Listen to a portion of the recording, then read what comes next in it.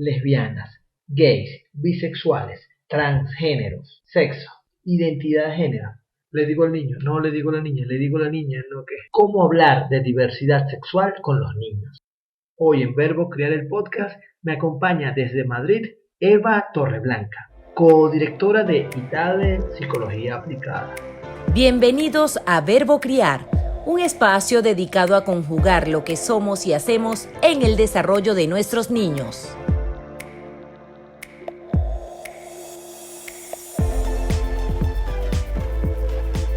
Hola, bienvenidos a Verbo Criar el Podcast, episodio número 20, totalmente feliz, complacido de poder decir, son 20 semanas consecutivas creando, compartiendo, aprendiendo, sobre todas las cosas fortaleciendo a una comunidad, y me incluye por supuesto, enfocados con mi propósito. Y no es más que apoyarte a ser mejor adulto con tus niños.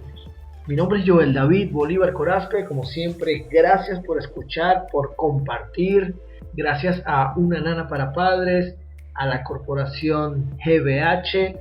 Te recuerdo que estamos en patreon.com, conviértete en colaborador, en patrocinante de Verbo Criar el Podcast, obtén regalos extraordinarios, padres genuinos grandiosos hijos y otro montón de beneficios por el hecho de apoyar, de participar, de seguir transmitiendo y formando parte del equipo de Verbo Criar el Podcast. Te cuento también que aperturamos el canal en Telegram. Todos los días estamos compartiendo información, todos los días estoy dejando algún artículo, video, imagen, por supuesto las notificaciones de los episodios de Verbo Criar el Podcast, compartir material de los invitados de cada uno de los episodios. Ya son 20 especialistas que hemos estado compartiendo contigo y entrando en materia, el tema me encanta. Este mes de julio decidimos dedicar temas que entre comillas son difíciles de tratar con los niños, sobre todo para nosotros acá en Venezuela, Latinoamérica. Tiene que ver con temas que probablemente no estamos preparados para manejarlos, simplemente no hemos aprendido lo suficiente o represente un tabú, y decidimos entonces aprovechar estas 5 semanas de julio, mes en que en Venezuela celebramos el Día del Niño, para compartir contigo 5 temas de muchísimo valor, y mi intención, como te lo he dicho, apoyar. Y comienzo por dejar claro que la intención al tratar este tema es referirnos tanto a ayudarles a los niños a reconocer y vivir su propia orientación sexual, como a que conozcan y respeten la de las personas que nos rodean, porque nuestra sociedad ha evolucionado, ha cambiado. Los tipos de parejas y familias que vemos hoy día en las calles, en la publicidad, en redes sociales, en los programas de televisión, en la escuela, pues no es la misma, o no tienen las mismas características de las que veíamos nosotros cuando éramos niños, y mucho menos nuestros padres. Y aquí comienza ya toda una brecha generacional interesante y que lleva pues una diferencia bien difícil para nosotros. Digo nosotros porque la diferencia entre mis padres y la de mis niños en relación a cómo vemos las relaciones homosexuales, por ejemplo, es totalmente diferente. Yo precisamente venía una vez en el metro de Caracas hace un tiempo y recuerdo ver a un par de chicas, y a uno de sus lados estaba un señor de la tercera edad y del otro extremo un niño. El señor de la tercera edad venía sumamente incómodo al ver a estas chicas hablando amorosamente, mientras que el niño que estaba del otro lado pues ni siquiera miraba, era totalmente normal para él. Por esa brecha generacional, y que seguramente tenemos incluso no aceptación de algunos familiares sobre ciertos tipos de relaciones, por la diversidad sexual actual, por la orientación sexual o por la vida sexual que eligen las personas, hemos decidido tomar este tema como el 1 de julio, y para ello hemos invitado a una psicóloga que para mí es todo un honor contar con ella acá en Verbo Criar el Podcast. Ella es psicóloga sanitaria especializada en terapia para adultos e infancia y adolescencia. Posee un máster en terapia cognitivo-conductual y un máster en terapias contextuales. Eva, bienvenida a Verbo Crear el Podcast. Gracias, muchísimas gracias por aceptar la invitación, por estar pendiente, por toda tu disposición, tu apertura. Bienvenida a Verbo Crear. Hola Joel, muchísimas gracias. El placer desde luego es mío. Muchas gracias por darme la oportunidad de poder colaborar con vuestro programa, sobre todo teniendo el honor de inaugurar este mes de julio con un tema pues tan interesante al mismo tiempo que bonito, y bueno, espero que pueda ser de gran utilidad para todo el mundo al que pueda llegar toda la información o todo el conocimiento que pueda transmitir. Estoy seguro que sí, Eva. Claro que así será. Soy de los que piensan que si yo quiero hablar de un tema con alguien, mostrarlo a mis hijos, a mis niños, pues yo debo conocer primeramente de qué se trata, es decir, saber de lo que voy a hablar. Si voy a hablar de sexualidad, entonces yo debo tener muy claro todo lo relacionado a la sexualidad. Si yo quiero hablar de diversidad sexual con mis niños, pienso que yo debo primeramente comenzar en apoyarles a reconocer su propia orientación sexual. Entonces te pregunto, ¿a qué edad puedo yo comenzar a hablar con los niños acerca de sexualidad?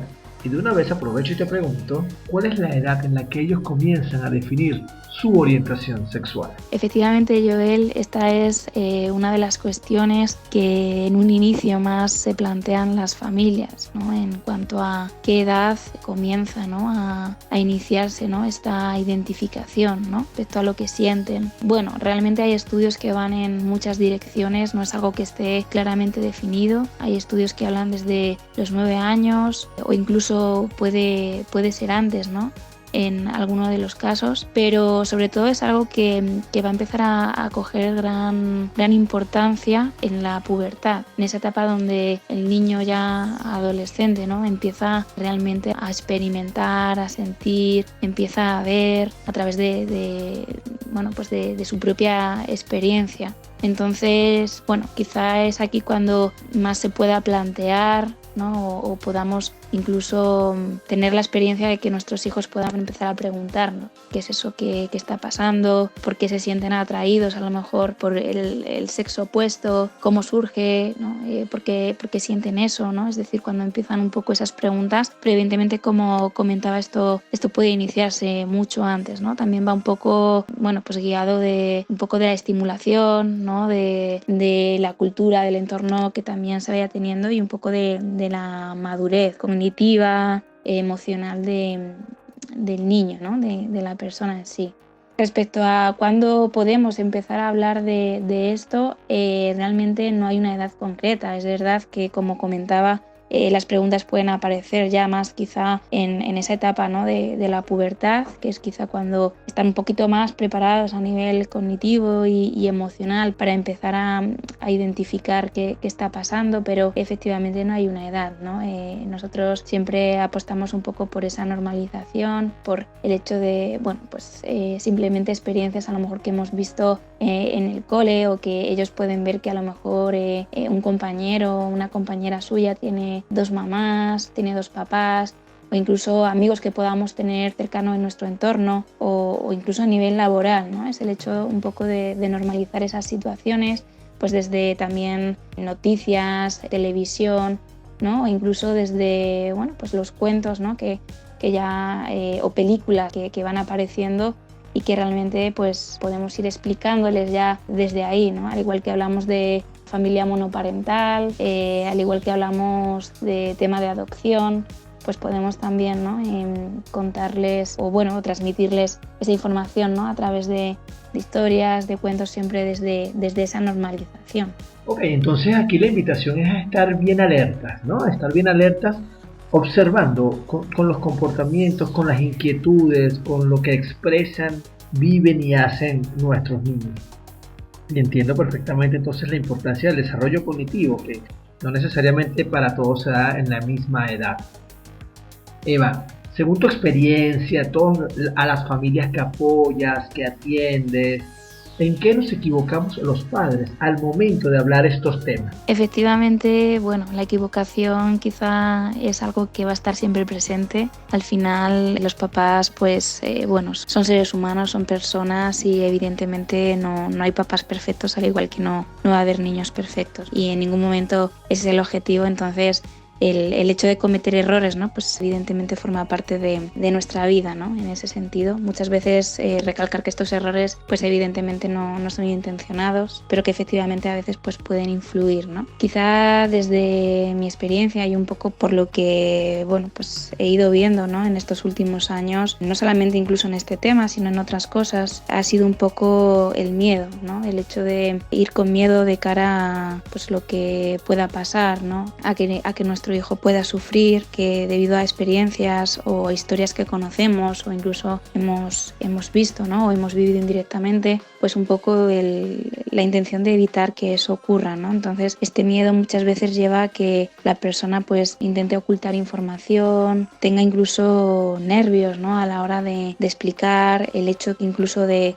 bueno, dar largas al tema o responder un poco de cualquier manera, ¿no? Yo creo que principalmente esto es uno de los errores, como ya decía, no tiene por qué ser para nada intencionado, ¿no? Pero el hecho de, como hablaba anteriormente, no buscar esa normalización, no hablar de ello como hablamos de otros temas, ¿no? Que forman parte de nuestra vida, ¿no? Y que son totalmente cotidianos y bueno, con lo que convivimos, ¿no? Sino que muchas veces pues intentamos ocultar, intentamos incluso dar información que no es del todo certera y bueno, desde aquí empieza un poco también quizá el hecho de muchas veces pues hacer que quizá el niño no pueda sentirse, si es en su caso que lo está viviendo, no validado, y si es en el caso de que bueno, pues esté preguntando un poco también por su entorno, ¿no? Por compañeros o experiencias que vive desde cerca, ¿no? El no tener esa información o incluso aprender que esto es algo que pasa muy a menudo, que efectivamente esto es un tabú o que esto es negativo, ¿no? Y que por ello quizá no está bien hablarlo. Gracias, Eva. Claro, el miedo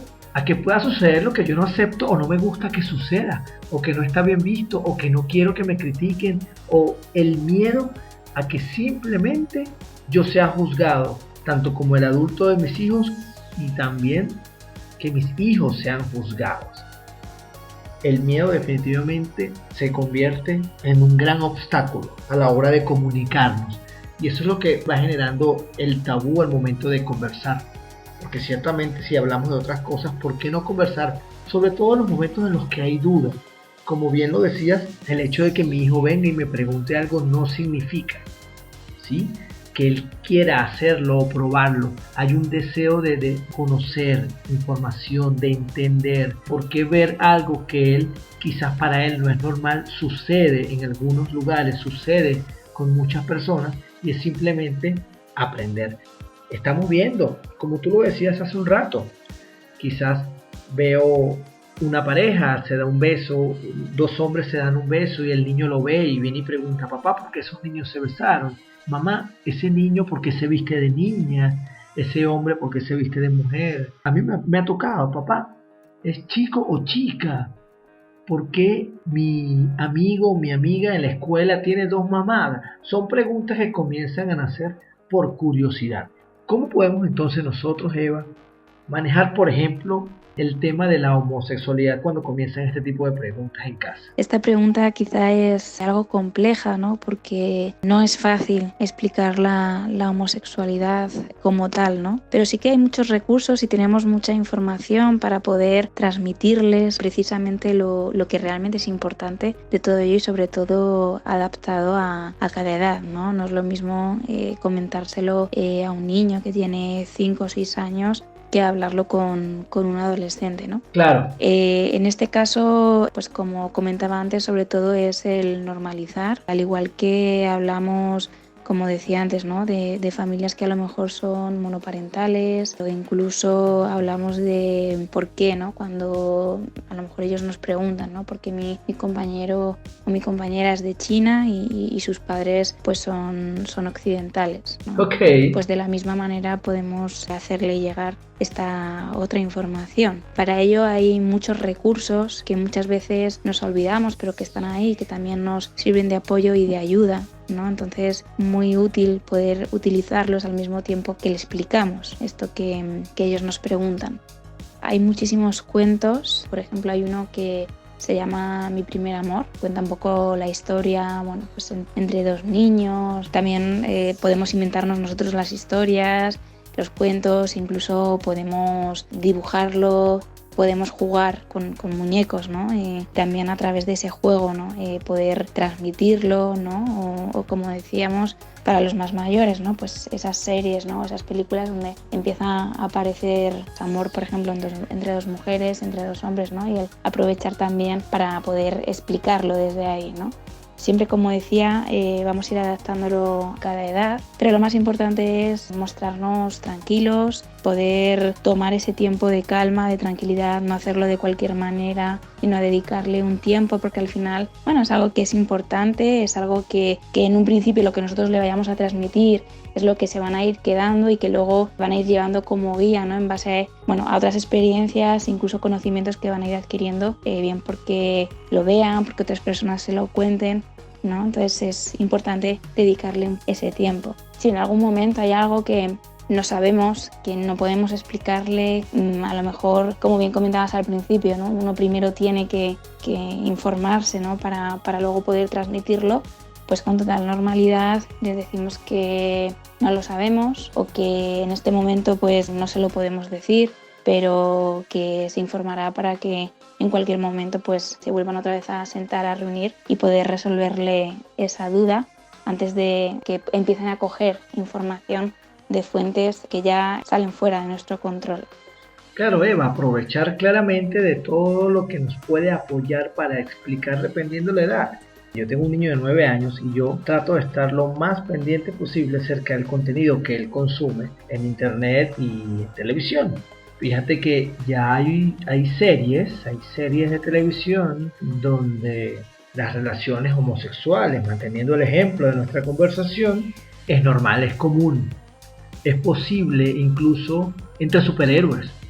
Hay un caso, hay una pareja de chicas en los X-Men, cuando ves Deadpool, está la nueva superheroína de Ciudad Gótica, que es una chica gay, y simplemente los niños están entendiendo que la orientación sexual, tu vida sexual, no limita tus poderes, no limita tus capacidades, nada tiene que ver con tus roles, con tu personalidad, con ser quien quieres ser, quien te gusta ser.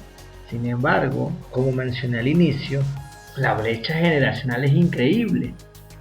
Yo estoy convencido que a lo largo de los años, pues las relaciones, la diversidad sexual ha existido, solo que ahora es mucho más visible. Hay abuelos, por mencionar, hablando de nuestros niños, hay abuelos que simplemente aún no aceptan toda esta visibilidad y quizás prohíben que los niños tengan contactos con ciertas personas, que consuman ciertos programas, que vean ciertas series, que se conecten a ver ciertas, porque es que hay en comiquita, o sea, ya la diversidad sexual es una realidad visible en cualquier medio. ¿Qué recomendación tienes para nuestra generación de adultos responsables de crianza, que tenemos de un lado a nuestros padres, a los abuelos de nuestros niños, y también tenemos a nuestros niños?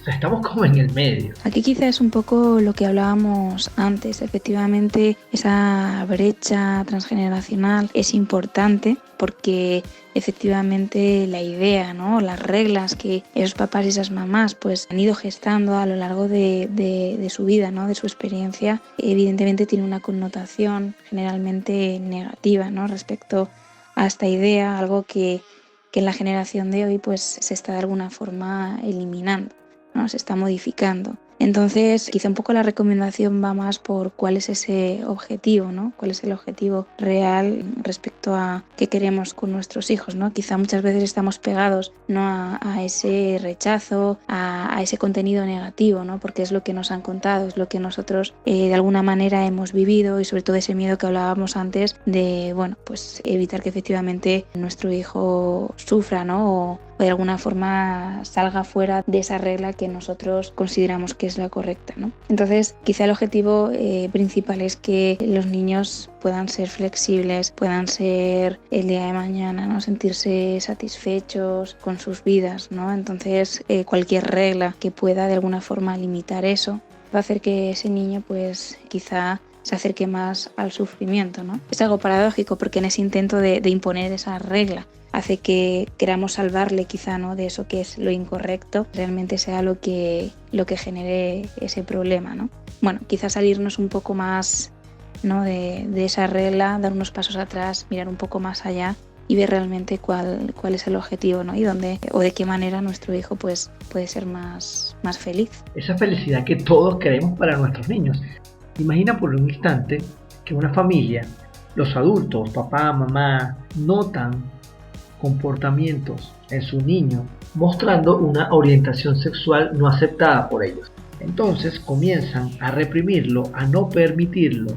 ¿Cuáles son las consecuencias que va a sufrir este niño, este individuo, este ser humano en su desarrollo? Por supuesto, su niñez, adolescencia, adultez. ¿Cuáles son las consecuencias para este hijo? Evidentemente las consecuencias son diversas, pero principalmente quizá pues bueno, destacar sobre todo ese bajo estado de ánimo, esa afectación, ¿no? A nivel de autoestima, sobre todo un poco ese autoconcepto, ¿no? Que empieza a tener acerca de sí mismo, ¿no? Incluso en base a lo que hablábamos antes, ¿no? De esas reglas que empieza a adquirir, ¿no? El pensar que él puede ser raro, que una persona enferma, ¿no? Que lo que siente no tiene que sentir, es algo que es incorrecto, ¿no? Empezar quizá a distanciarse un poco de su propio mundo, ¿no? Y bueno, eso va haciendo que cada vez la persona sienta que no encaja, que quizá es probable que no merezca la pena, ¿no? Seguir viviendo así donde no termina de encontrar su sitio, ¿no? Esto es algo que en el peor de los casos, pues como hemos visto en muchas ocasiones, puede llegar al suicidio, evidentemente, ¿no? Por otro lado, aquí hay un montón de factores que van a estar interfiriendo. Es cierto que la red de apoyo es importante, la principal es el núcleo familiar, ¿no? Es ese lugar de seguridad a través del cual pues los niños, ¿no? Empiezan a moverse, ¿no? Hay ocasiones en las que no tener ese núcleo, pero sí tener otros apoyos, pues bueno, hace que de alguna manera se pueda compensar, pero en definitiva pues las consecuencias evidentemente son negativas y bueno, pues tienen un gran impacto en la vida del niño. Siempre impactamos la vida de nuestros hijos. Somos su principal núcleo, como bien lo dices. Vaya lo que puedes sentir cuando no es aceptado, no es entendido dentro de su círculo de seguridad, de las personas que más aman el mundo. Eva, y conozco casos de transexualidad infantil, es decir, de niños que manifiestan abiertamente no estar conformes con el sexo al que pertenecen biológicamente. Y aunque esto puede entrar en el ejemplo anterior, en la pregunta anterior, donde menciono pues que los padres no estén de acuerdo en una orientación sexual, aquí quiero separarlo un poco porque ya el niño lo manifiesta, lo hace saber, claro, definido. Escuchar frases como yo soy niño y estoy dentro del cuerpo de una niña. Yo soy una niña que vive dentro del cuerpo de niño. Yo no quiero tener pene, yo no quiero tener vagina.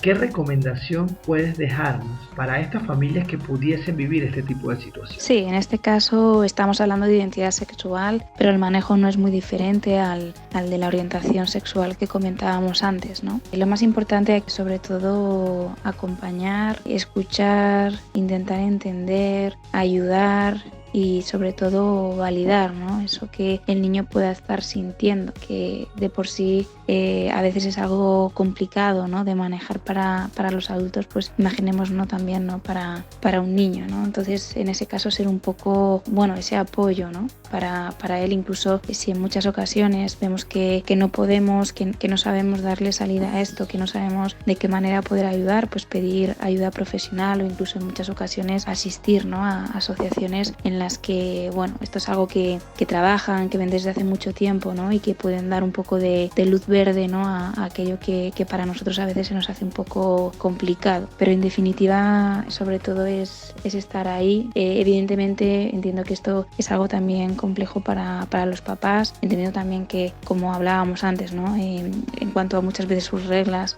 van en oposición, ¿no? a este tipo de situación, bueno, intentar también llevar esa gestión emocional, ¿no? Por parte de los adultos. No nos olvidemos que al final los niños en un primer momento pues se gestionan, ¿no? A través de nosotros, entonces al final somos ese espejo, ese reflejo y eso es importante, ¿no? Para cualquier tipo de proceso. Gracias, Eva. Me permito agregar que el poder del amor siempre nos llevará a tomar decisiones sanas, enfocadas tal como lo dices, pues, en los objetivos, acuerdos, en el respeto hacia nuestros niños, en la aceptación y el entender que muchísimas veces requerimos solicitar apoyo, requerimos informarnos, conocer, aprender, entender desde nuestro más profundo amor. Déjanos por favor tus redes sociales, por si algún papá, alguna mamá, si alguien requiere ponerse en contacto contigo, ¿cómo puede hacerlo? Para cualquier cuestión o cualquier información nos podéis encontrar en www.itadepsicología.com. Disculpa, Itade con doble D. O bien escribir al correo electrónico secretaria@itadepsicología.com o encontrarnos en las redes sociales, tanto en Facebook como en Instagram, a nombre de Itade Psicología. Genial, Eva. Muchísimas gracias una vez más. Ha sido un enorme placer compartir contigo en este episodio de Verbo Criar, el podcast. Muchísimas gracias. El placer de nuevo es mío. Espero que haya servido de gran ayuda. Y nada, espero que podamos volver a vernos pronto. Espero que así sea también, Eva. Y a ti que estás escuchando el episodio, gracias por llegar al final. Definitivamente nuestros niños, nuestros hijos, siempre a lo largo de su vida van a sentir atracción por personas que, bueno, pues que admiren, que le fascinen ciertas formas, maneras de ser, quizás porque tu niña tenga un deseo incontrolable de reunirse con su maestra de danza, de baile, de escuela. Eso no quiere decir que tu niña vaya a ser lesbiana. Si tu niño quiere estar con unos amigos, hay momentos donde nosotros los adultos podemos encontrarnos con ciertas dudas por ciertos comportamientos. Sin embargo, ni siquiera ellos mismos tienen claros las razones por las cuales desean estar más tiempo con personas de un sexo o de otro, sin importar, ¿ok? Cuando doy el ejemplo, no quiero que suene a que lo quiero mal poner, sino que simplemente son situaciones que me llegan constantemente en sesiones privadas. Los niños, a lo largo de su desarrollo, van conociéndose, aprendiendo, y de nuestra parte está, en definitiva, hacerles saber a nuestros pequeños que cuentan con nosotros ante cualquier conflicto, sea cual sea su naturaleza. Si se trata de sexualidad, se trata de intereses sexuales, pues es tan valioso como cualquier otra duda o cualquier otro conflicto. Esa es la invitación que te dejo el día de hoy. Gracias como siempre a Una Nona para Padres, a la corporación GBH. Recuerda visitar construyetuexito.com. Esto fue una producción de mi socio en la web. Recuerda, estamos en patreon.com/Joel D. Bolívar C. Conviértete en colaborador patrocinante. Ven, únete al equipo. Y ya tenemos el canal en Telegram, donde siempre estaremos compartiendo información de los invitados, temas de interés, por supuesto notificaciones de Verbo Criar, el podcast. Chao. Esto fue Verbo Criar, el podcast del coach para padres Joel David Bolívar Corazpi.